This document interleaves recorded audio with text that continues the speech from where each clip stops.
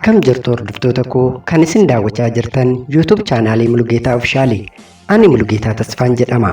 Gamanumaan nageenyi koo kabajaaf jaalalaa lafa isin jirtanitti isin haa dhaqqabu isiniin jechaa kanneen chaanaalii kanaaf haaraa taatan subscribe, viidiyoo kanas like gochuun jalqabaa. Yaada fi miirri keessan immoo anaa faamileedha waan ta'eef komentii jalatti yaada fi miira dhuunfaa keessan naaf barreessaa.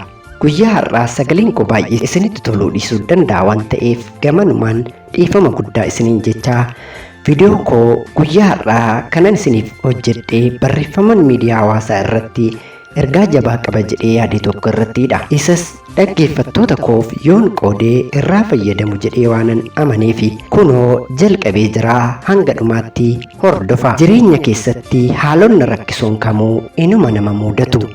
Haalota rakkisoo si mudatan keessa teessee ati akkas jettee ni beekta. Ani nama dogongoraan dhalateedha.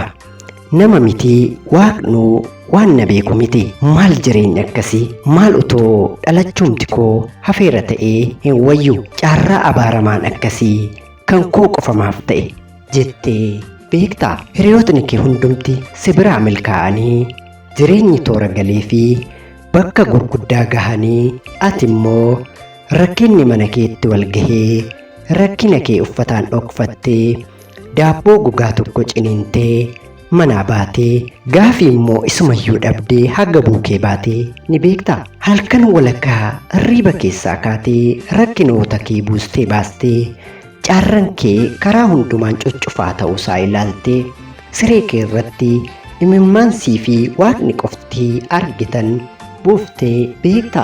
Namni ati baay'ee abdattu tokko abshir anuu siif jira hin yaadda'in waan barbaaddeen si cinaan jira jedhee waadaa siif galee rakkinni morma gaafa si ga'u itti bilbilattee bilbila sirraa kaasuu didee beeka.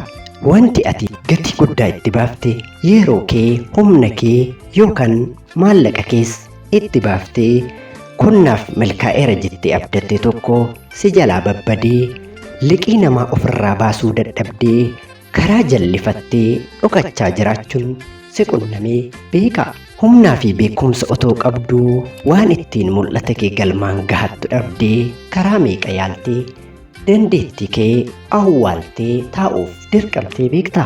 Bakka jireenya kee dhokfattee bilbilaa fi lookeeshinii kee hundumaa jijjiirrattee bakka maatii fi hiriyoonni yookaan namni si beeku kamuu si hin argine jiraachuuf murteessitee beekta. Waan sitti hima tasuma abdii kee kuttee murtoowwan jireenya kee egeree dukkaneessan ofirratti hin murteessin. Karaan ati irra adeemaa jirtuu fi haalli walxaxaan ati keessa jirtu daandii milkaa'ina keetti si geessanidha. Bor seenaa gootee dhalootatti akka himtuufidha. Qormaata jireenyaa qoramaa jirta beeki.